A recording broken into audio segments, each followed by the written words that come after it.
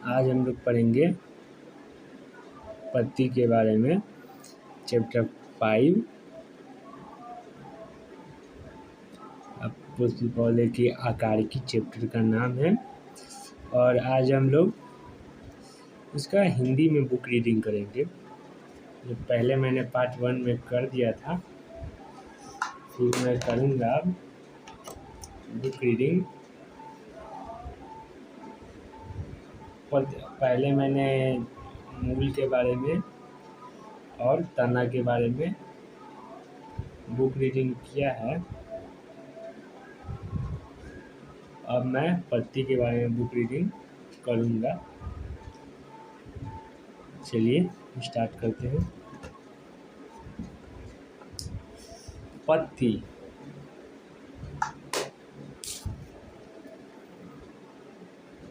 पत्ती है। पत्ती पार्श्वीय चपटी संरचना होती है जो तने पर लगी रहती है। यह गांठ पर होती है और इसके कक्ष में कली होती है। कक्षीय कली बाद में शाखा में विकसित हो जाती है। यही तो बात है, कक्षीय कली बाद में शाखा में विकसित हो जाती है। पत्तियां परों के शीर्षस्थ मेरिस्टेम से निकलती है। मेरिस्टेम के ही कारण तो वही शीर्षस्थ मेरिस्टेम। ये पत्तियां अग्रभिसारी रूप में लगी रहती है।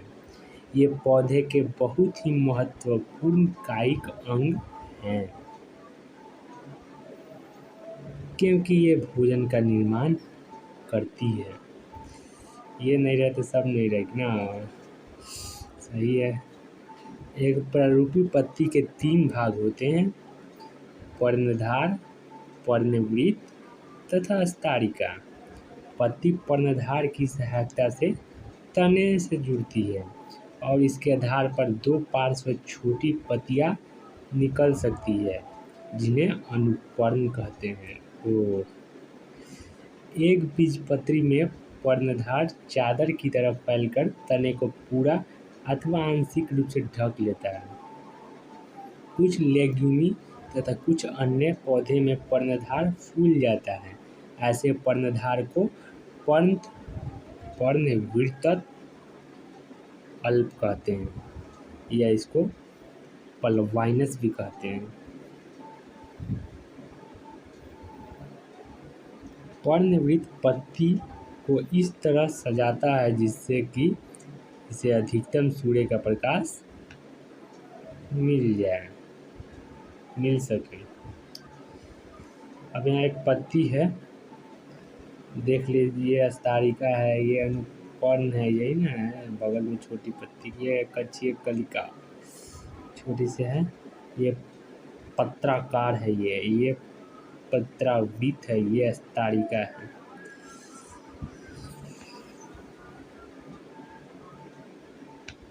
चलिए अब आगे बढ़ते हैं। थोड़ा सा जूम कर लेता हूँ। लंबा पतला लचीला पर्णवृत्त स्तरिका को हवा में हिलाता रहता है ताकि ताज़ी हवा पत्ती को मिलती रहे। स्तरिका पत्ती का हरा तथा फैला हुआ भाग है।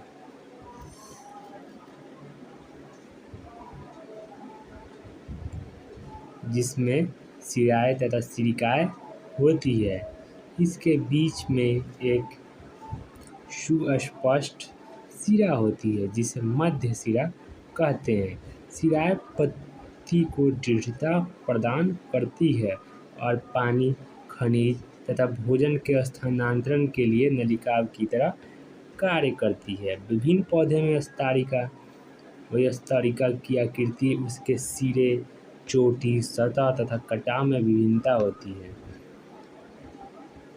अब है सिरा विन्यास। पत्ती पर सिरा तथा सिरिकाओं के विन्यास को सिरा विन्यास कहते हैं। वही जैसे बांस के पत्ता हो गया, कटहल का पत्ता हो गया, उस पर जो लाइनें नहीं बनी होती है जिसको नस कहते हैं हम लोग, वही। जब सिरिकाएं स्तरिका पर एक जाल सा बनाती है तब उसे जालिका शिरा विन्यास कहते हैं। यह प्रायः द्विबीजपत्री पौधे में मिलता है। जब शिराएँ समानांतर होती है उसे समानांतर शिरा विन्यास कहते हैं। यह प्रायः एक बीजपत्री पौधे में मिलता है। आइए पिक्चर देख लेते हैं। देखिए ये लग रहा है भांट का पत्ता है ना, ये बाँस का लग रहा है, कुछ ऐसे ही है। पत्ती का संरचना देखिए, इसमें समानांतर है और सौ में समानांतर और ब में जालिका शिरा विन्यास है। अब आइए पत्ती के प्रकार के बारे में कि पत्ती कैसा प्रकार होता है। जब पत्ती की स्तरिका अक्षीण होती है अथवा कटी हुई लेकिन कटाव मध्य शिरा तक नहीं पहुंच पाता, तब वह सरल पत्ती कहलाती है। जब स्तरिका का कटाव मध्य शिरा तक पहुंचे और बहुत पत्रकों में टूट जाए तो ऐसी पत्ती को संयुक्त पत्ती कहते हैं। सरल तथा संयुक्त पत्तियों दोनों में पर्णवृत्त के कक्ष में कली होती है, लेकिन संयुक्त पत्ती के पत्रकों के कक्ष में कली नहीं होती।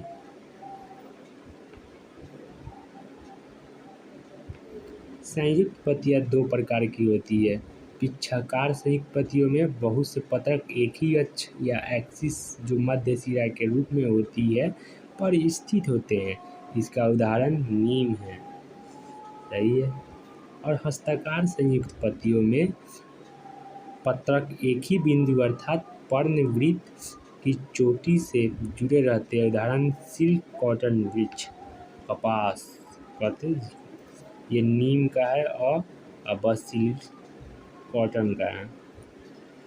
अपिच्छकार संयुक्त पत्ती है और ब हस्ताकार संयुक्त पत्ती। अब चलिए पर्ण विन्यास। तने अथवा शाखा पर पत्तियों के विन्यस्त रहने के क्रम को पर्ण विन्यास कहते हैं। यह प्रायः 3 प्रकार का होता है: एकांतर, सम्मुख, चक्राकार। एकांतर प्रकार के पर्ण विन्यास में एक अकेली पत्ती प्रत्येक गांठ पर एकांतर रूप में लगी रहती है। सही बात है।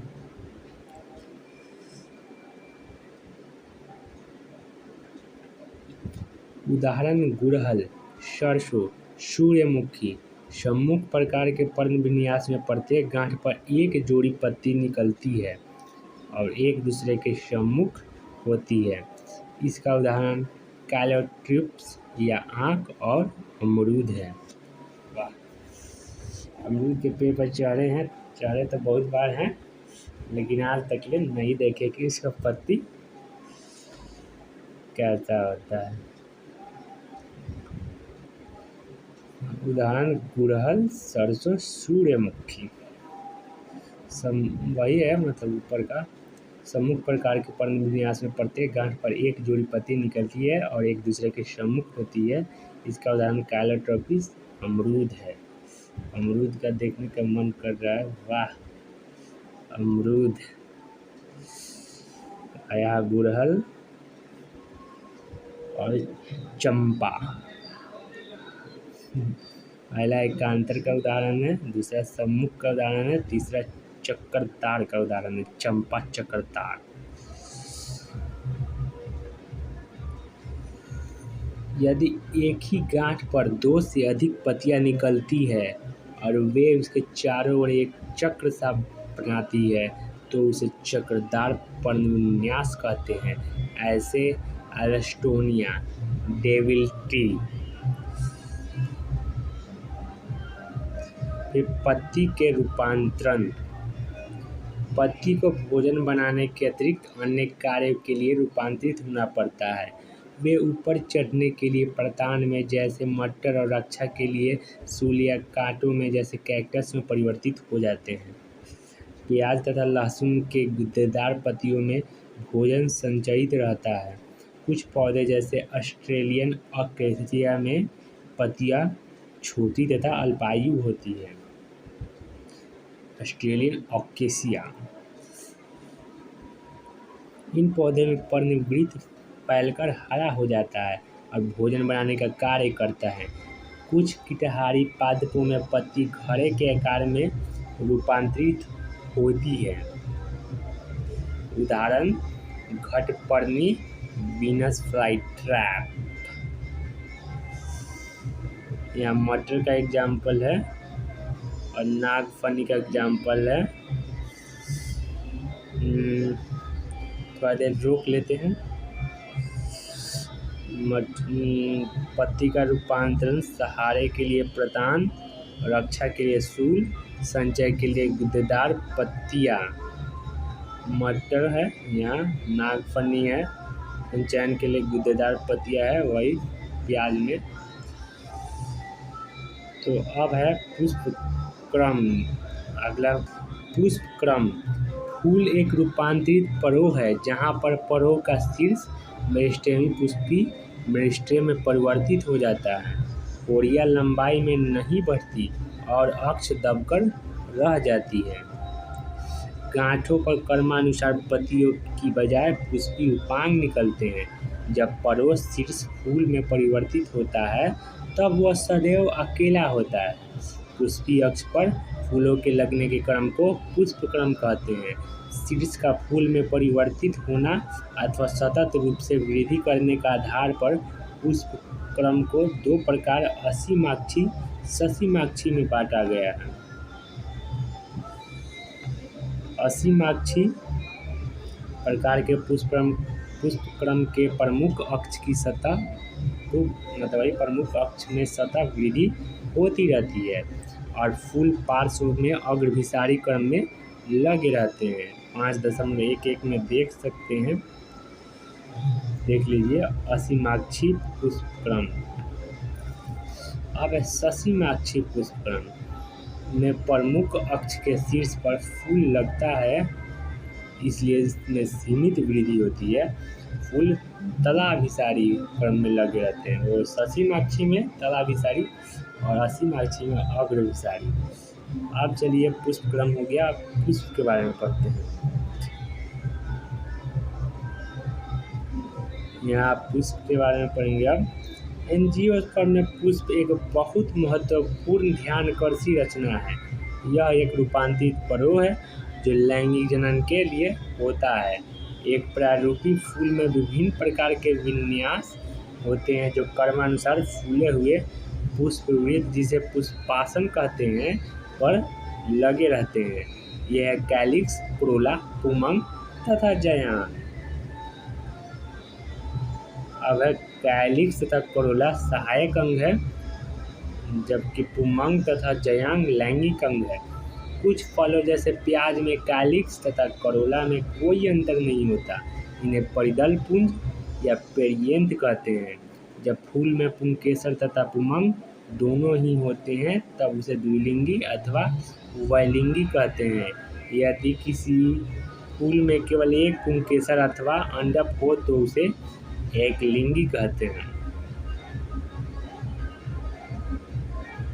सममिति में फूल त्रिज्या सममिति या नियमित अथवा एक व्यास सममिति द्विपार्श्विक हो सकते हैं। जब किसी फूल को दो बराबर भागों में विभक्त किया जा सके तब उसे त्रिज्या सममिति कहते हैं। इसके उदाहरण है सरसों, धतूरा, मिर्च।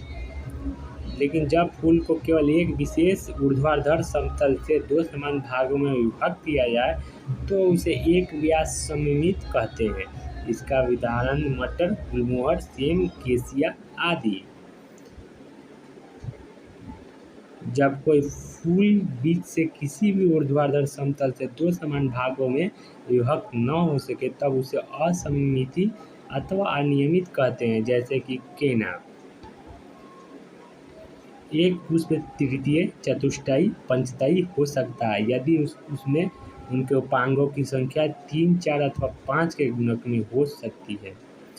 जिस पुष्प में सहपत्र होते हैं ब्रैकेट पुष्पवृत्त के आधार पर छोटी छोटी पत्तियां, उन्हें सहपत्री कहते हैं। और जिसमें सहपत्र नहीं होते उसे सहपत्रहीन कहते हैं।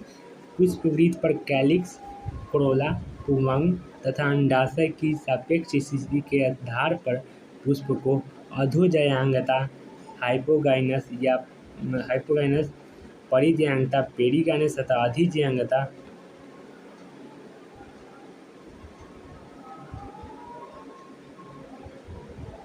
एपीगाइनस है। 5 चित्र 5.13 पहले देख लेते हैं ऊपर का चित्र, इसके बाद आगे बढ़ेंगे। यह सस्यमाक्षी पुष्पक्रम है। यहाँ पुष्पासन पर पुष्पीय भागों की स्थिति अधोज्यांगता, ये वाला अधोज्यांगता है, इसमें सब एक ही लंबाई पर है। और अधोज्यांगता, ये परिज्यांगता है। और ये है अधिज्यांगता, जहाँ वही 40 के मतलब सबसे ऊपर होता है। देखते हैं आगे, पढ़ते हैं आगे। अधोज्यांगता में ज्यांग सर्वोच्च स्थान पर होता है और अन्य अंग नीचे होते हैं। ऐसे फूलों में अंडाशय ऊर्ध्ववर्ती होते हैं।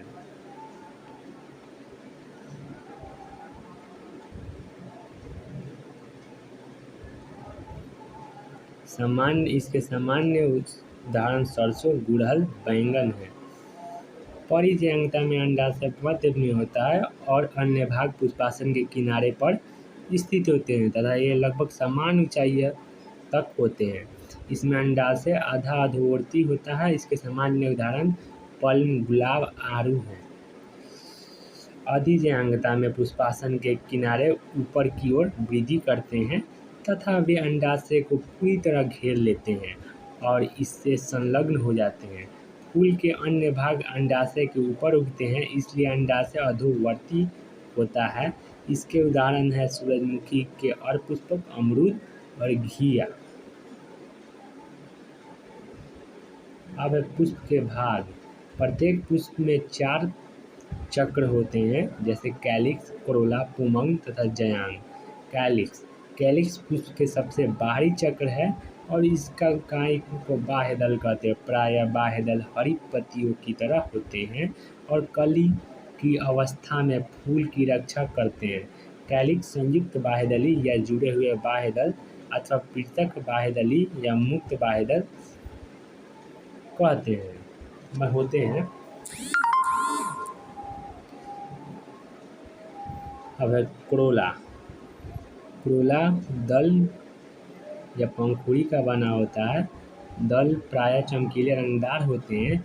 ये परागण के लिए कीटों को अपनी ओर आकर्षित करते हैं। कैलिक्स की तरह कोरोला भी संयुक्त दलीय या पृथक दलीय हो सकता है। पौधों में कोरोला की आकृति तथा रंग यही है। पुमंग, जयांग, कैलिक्स वहाँ है, हरा वाला कोरोला है, ये लाल वाला पुष्पवृत्त है नीचे वाला। कैलिक्स से कोरोला है, देख लीजिए। पुमंग है, जयांग है, यही तो नीचे। हाँ, वही पौधे में कोरोला की आकृति तथा रंग भिन्न भिन्न होता है।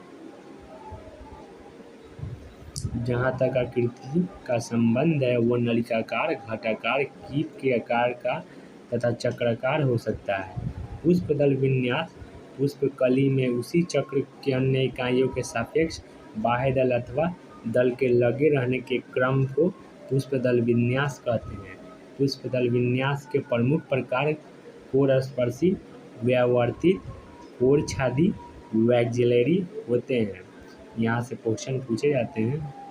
जब चक्र के बाह्य दल अथवा दल एक दूसरे के किनारे को केवल स्पर्श करते हैं हो उसे कोरस्पर्शी, जैसे कैलोट्रोपिस, ठीक है। यदि किसी दल अथवा बाह्य दल का किनारा अगले दल पर तथा तीसरे आदि पर अतिव्याप्त हो तो उसे व्यावर्तित कहते हैं, जैसे गुड़हल, भिंडी, कपास। गुड़हल यही है, भिंडी, कपास, ये सब। यदि बाह्य दल अथवा दल दूसरे पर अतिव्याप्त हो तो उसकी कोई दिशा नहीं होती है। इस प्रकार की